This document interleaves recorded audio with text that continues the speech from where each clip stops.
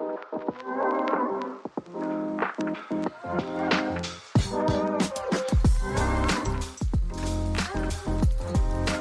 to I Wrote That, a podcast where we bring authors and industry experts together to talk about all things books and make the journey to authorship just a little bit easier. My name is Larissa Sohan, and I am the CEO of Next Page Publishing, a hybrid publishing house where we help entrepreneurs write books to grow their businesses. Now, I'm on a mission to help aspiring authors feel like they are in control of the publishing journey and that they are supported by a team of experts who genuinely want the best for them and their books. If you are in the very beginning of your journey, or maybe you have a manuscript that you're finished and you're not sure how to get it out into the world, I encourage you to reach out to us at nextpagepublishing.net. You can schedule your free discovery call and find out how our team of experts can make your journey to being a published author easy, smooth, and successful. Now, without further ado, let's get on to our next amazing guest and make your journey to authorship a little less complicated. Today feels like a moment of synchronicity as I bring in Nancy Hardcastle, who happens to live in Puerto Vallarta, where I'm taking 9 of my most beloved clients to, and she's literally down the street. So I feel like the universe aligned when she and I connected. But Nancy is a public speaking coach and has been described by her clients as a lifesaver, a true expert, engaging, motivational, professional, and upbeat, with an enthusiasm that's inspiring. You sound like what we would be described of as children as bubbly personalities, because that's me. She is passionate about using the power of the spoken word to drive change and alleviate human suffering. Nancy holds a BA in speech communication and MA in teaching English as a second language, and is the founder of Stand Up, Be Great, where she helps speakers from around the world deliver presentations that their audiences can't resist. I love that. Welcome, Nancy. Thank you. Great to be here, Larissa. Yeah, it's so good to have you here. And I do honestly feel like the universe aligned in crossing our paths with you being literally down the street from where we're going to be in April. And then I'm also developing my keynote speech at the moment as well. So I've got tons of questions for you, but I'm a good speech coach. Yeah. You're a lifesaver, I've heard. I am. So what got you into like coaching speakers? Well, I had a moment in my career. So I had been a teacher for years and years, teaching English as a second language. And there was a time where I was freed up. I had a luxury of taking the time to look around and say, you know what do I want to do going forward? This is a good time to stop and pause and say, what do I want to do with the rest of my life, kind of thing. And I've always loved public speaking. And I felt, although I love teaching English had really kind of gotten tiring or a little boring. And so I decided, you know what, I want to go back into public speaking. That's what I really love. And I want to work in a field that feels more meaningful to me. And so I started investigating the field of human trafficking. And that's where I started actually as a speech coach, because I saw that people in that field were doing amazing research. And there was a lot of organizations that were working really hard and serving a lot of people, but they were not doing a great job getting their message out there. It was not clear. It was not compelling. A lot of times it was just boring.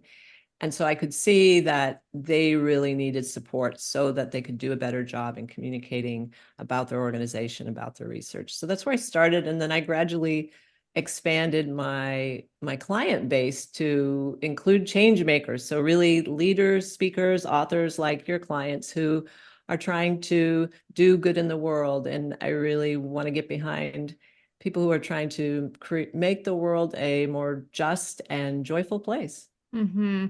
That's such an interesting upbringing into the speaking career for sure, but also the recognition of that it's not just about our speech. It's not just about our message. It's the impact we want to have on it, right? And I just made this a video the other day about what happens in my discovery calls, because a lot of people are like, oh, I want to write a book. And it's like, actually, you want more than that? Like, let's like pull the lid back on like, what do you really want to do? And sometimes it's make more money. Sometimes I just want to make more money. That's what I want. And I think a book is the way to do that. Or I think my keynote speech is the way to do that. But sometimes it's I want to change someone's life.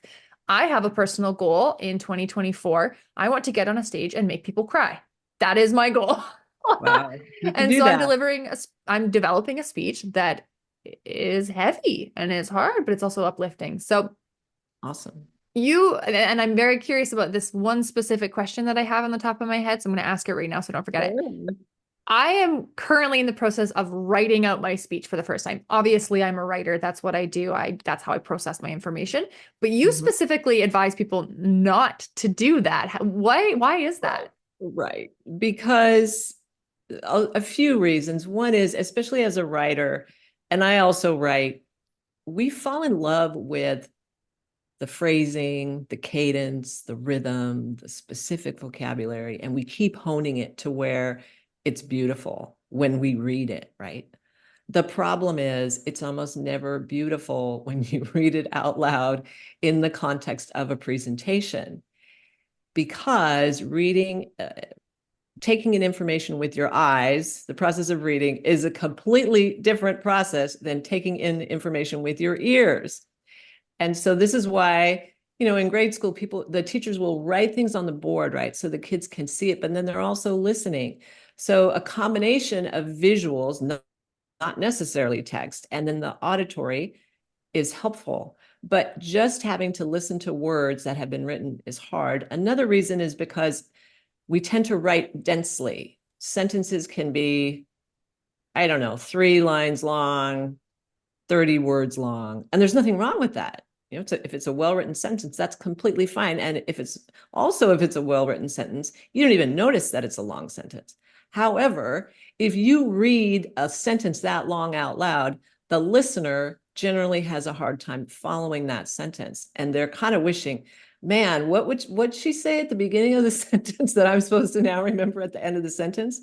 And if you think about how we almost never speak in those really dense sentences. And so you're putting a heavy load on your audience when you're asking them, please follow this very long sentence full of phrases and parenthetical phrases and all kinds of stuff versus just talk to me like you would talk to me if we're having a conversation. Mhm. I think and I love everything you just said, and I want to unpack all of it. One, the written word is easier for our brains to process because we can easily go back, right? Like we can glance back at the beginning and we can follow a sentence thought. And we also need more words to describe what we cannot get in writing, emotion. You have to Yes. be able to Yes. physically That's write a out great emotion. point. Exactly. And so when we're doing our speech, the emotion is in the pause, it's in the inflection, it's in the breathing, the body, right? Like it's so physical that you just cannot capture that in writing without being wordy. You have Yeah. to be That's a wordy. great point that I never even thought about, but you're absolutely right. Like we can bring all the drama with our voice and our face and our body that you can't in words. So you have to use those words. But if you're giving your audience those words, it's just too much. Right? Yeah. And then you say, and then I sighed. Well, no, just sigh. Yeah, exactly. Right? Like it's 10 words in your book and it's a breath in your speech. Exactly. Right. I think it's so beautiful. And that's why so many of our authors want to do both. And so when they come to us and we give them what we call the selling system, part of it includes speaker training Mhm. to help them go from written to Mhm. verbal. And Yeah. I like that you talk about learning styles as well. You mentioned the auditory versus the visual and the kinesthetic learners, right? That's Mhm. huge for people. Mhm. And when we really want to grow and scale in our brands, we have to be able to teach multiple ways, multiple styles, right? Like, that English is a second language. You just said it. They're on the board, they're talking, and they're likely moving. They have props. They're Yes. giving things for the kids to feel like science class was the best because you got to touch all the gooey stuff, right? Not for me. I hated the gooey stuff, but other kids liked the gooey stuff. Um, oh God, I'm flashing back to when we had to cut the frog. That was the Oh, no, worst. no, no. Can you smell it? Oh, can you hear it? The hear for me was like, Oh, it was like the yeah, that and was like a little poppets. No. Okay. Anyways, yes. I digress. But there are three different styles. And to effectively grow in our businesses, we have to be able to adapt our content to all three styles.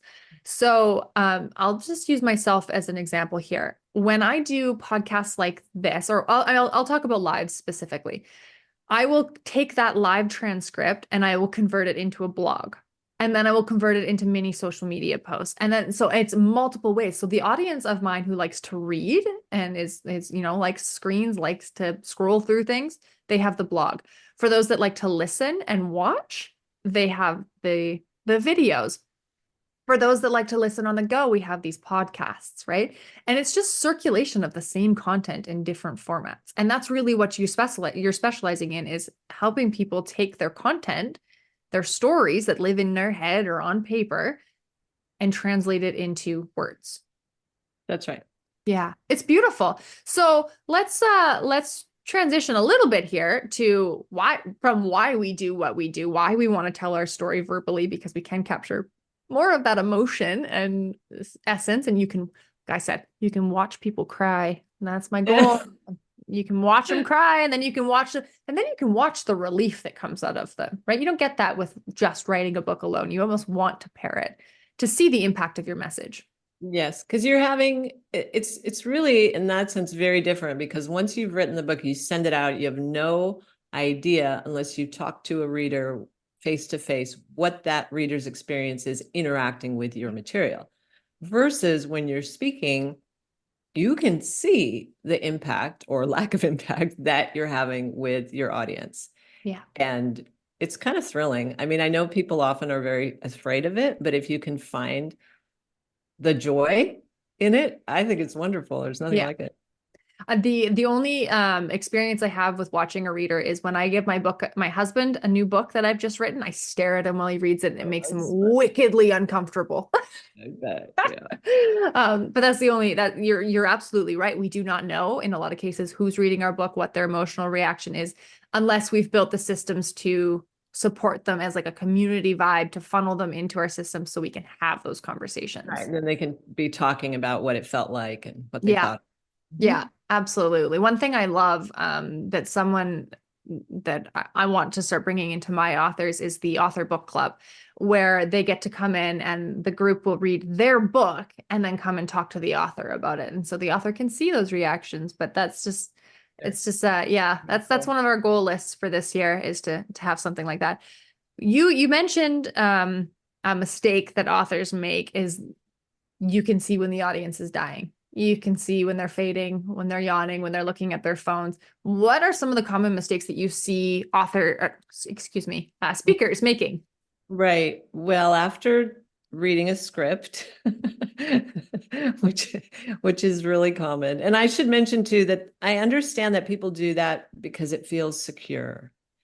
But you just got to trust me, and even maybe your own experience on this. It's not a good audience experience.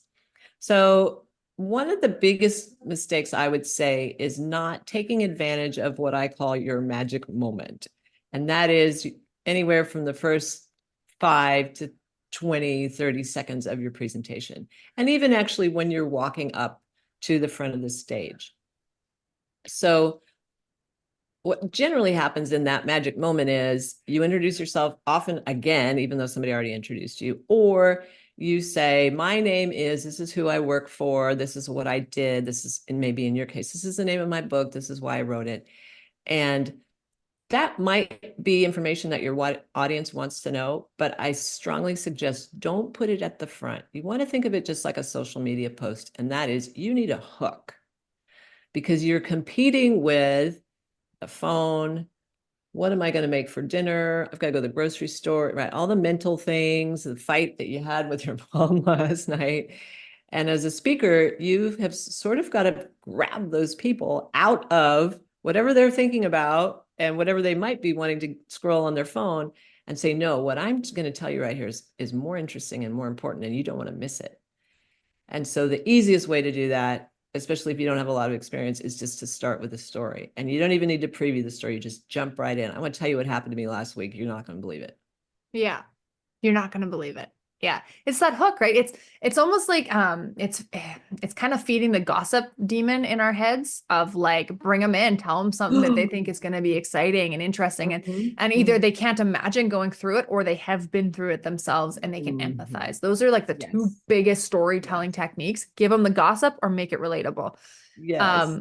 I think I watched a a meme the other day, or I saw a meme the other day, and it was like, I don't like gossip, but I do like to be informed. And I was like, yes, I just want to be informed of what's going on in your life. And the gossip, I want the gossip. And the thing is, when you're talking about yourself, it's never gossip. There's almost nothing negative about it unless you're oversharing. So I do encourage everybody, you don't want to overshare, you don't want the emotional hangover the next day. But as long as you run it through yourself and maybe somebody close to you and you feel like, yeah, I'm okay to share this and it's fine, then it does feel like you're getting this privy information, and a little bit like gossip feels, right? From this person. And a lot of times it's things that people know happen, it happens to them, but they're too afraid to talk about it. So if you talk about something like that and you're comfortable doing it, that's gold. Yeah. Isn't it though? All right, we're going to take a really quick break for our commercial, and then we're going to come back and I'm going to ask all the questions that are circulating in my brain, basically. Yeah. Right. Attention, all aspiring authors. Are you ready to turn your book dreams into reality? Look no further than Author Allies, your ultimate companion on the journey to becoming a published author. Picture this: a membership site that offers structure, accountability, skill development, and unwavering support to bring your book ideas to life. That's exactly what Author Allies provides. Dive into weekly writing workshops where you can focus on your goals and stay motivated. Need expert advice? Our monthly Ask the Expert sessions connect you directly with industry professionals for valuable insights. Engage with fellow members through our Beta Reader Switch program, perfect for refining your manuscript before publication. Get access to a list of our verified resources so that when it's time to edit, design, and publish your book, you know where to turn. You can also enhance your craft with our writing training modules. Complete the exercises designed to elevate your skills and participate in the challenges. And as an added bonus, you can enjoy exclusive discounts on our future programs to help you streamline your publishing services. And if you're looking for a little bit more personalized advice, you will have access as a member to our one-on-one coaches to provide tailored support from our experienced professionals. Your literary dreams are within reach within our community of like-minded authors and expert guidance.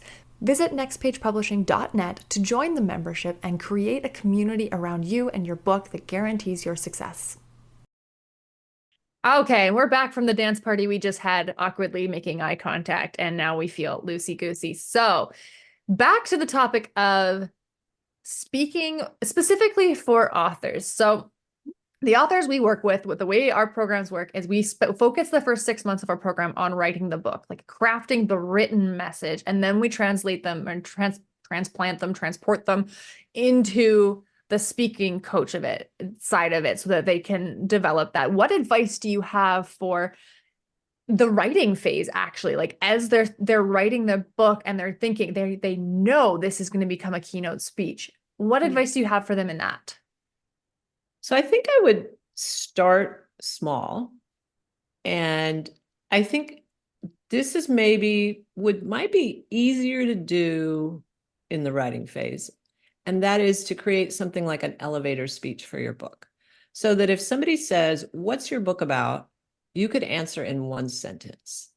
And I think that for most people, like they can't even answer in one sentence what their job is. So I don't know, because I haven't written a book that I talk about, but I think that would be hard for me. And so you have to leave a lot of information out. So the answer might be something like, it's about a young boy who gets lost in the forest and the adventures and challenges he has trying to make his way back. So you might be thinking, but Nancy, you didn't talk about the werewolf or the fairy. I know. It's like maybe you would say magical adventures then, or fantastical adventures.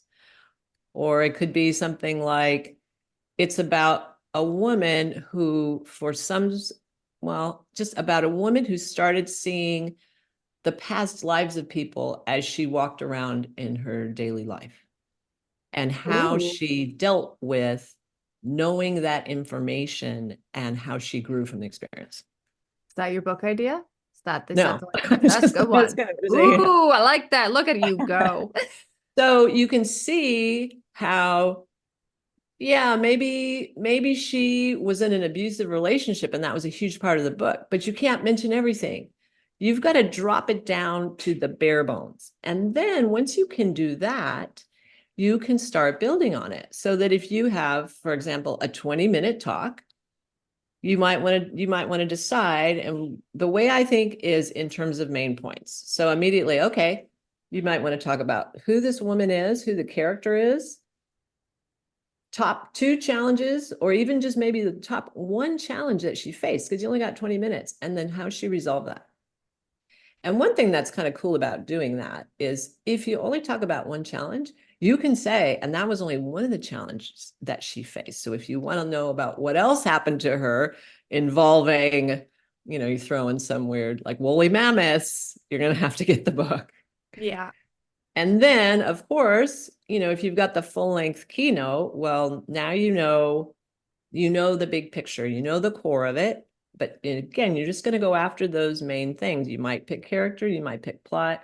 You might actually talk about how and why you told this story. So one whole main point could be your personal relationship to the material. It doesn't have to be part of the plot of the book, because especially when you hear an author talk, everybody wants to know, where'd you get the idea? How much of it is biographical? Tell us about yourself, especially if they're a big fan of yours, they want to know personal information. So you could certainly start by saying, this is how I stumbled in, or how I planned this book. Here was my experience working with Larissa. It was amazing. And then let me tell you a little bit about the book. You choose some other point. Let me talk about, like I said, the character, a resolution, maybe what's happened in your life. How has your life changed since you wrote the book? If it was a big bestseller, what you have plans for the future. So I'm not saying to do all of those. I'm saying pick I'll say biggest ones, the ones that appeal the most to you. And don't be afraid, because you have to choose. And I understand that that's difficult. Well, which one should I choose? Which one should I talk about? What lights you up? Mm-hmm. If you think about talking about yourself and how you came upon that book and you're like, oh, it just sounds like so much work, don't do it. Yeah. If I say talk about the character and you're like, oh my gosh, I love this character, I would love to talk about the character, do that, because that's the energy that you're going to be transmitting. And that's part of what makes your presentation more engaging, because that energy, the audience picks up on it. Yeah. It's so true to follow the passion, follow the why that you got into this. What was it that drew you into this project? Sorry, I got distracted momentarily while you were talking, and you're like, talk about yourself, and I was like, holy shit, I forgot to put my bio in my newest book. I just ordered it at like the proof copy to check it over again. And like with my clients, I have a very structured program that I put everybody through. And you actually just detailed the very beginning of what it looks like, understanding who your book is for, which is like understanding who your speech is for, and then understanding what is the elevator pitch. That's literally the second week of our program. We call it the mission and vision statement. So the vision is like the big goal, and the mission is like 10 words or less. What is your book about? And that's the first thing we do, because it stops authors from writing the whole thing and then having that overwhelm of like, oh my God, how do I summarize this? Because that's what happens to most authors. Asking an author to describe their book in an elevator pitch, which gives them like 2 to 3 sentences, is almost impossible.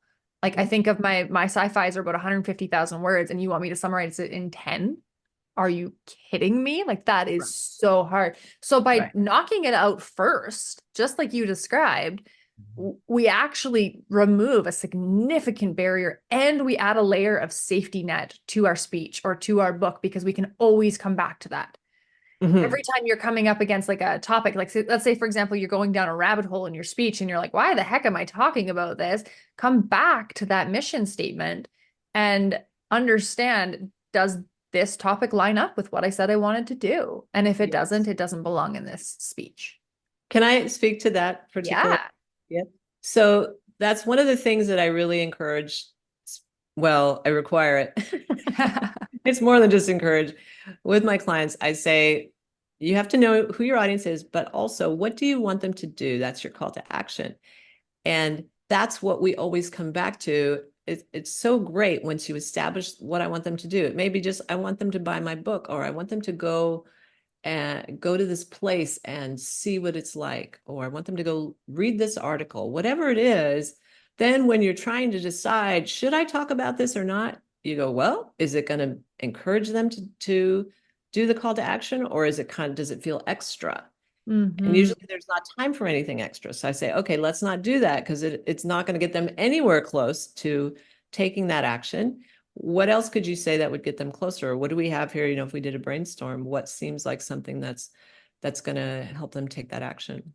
Yeah, absolutely. I love that. I'm going to steal that.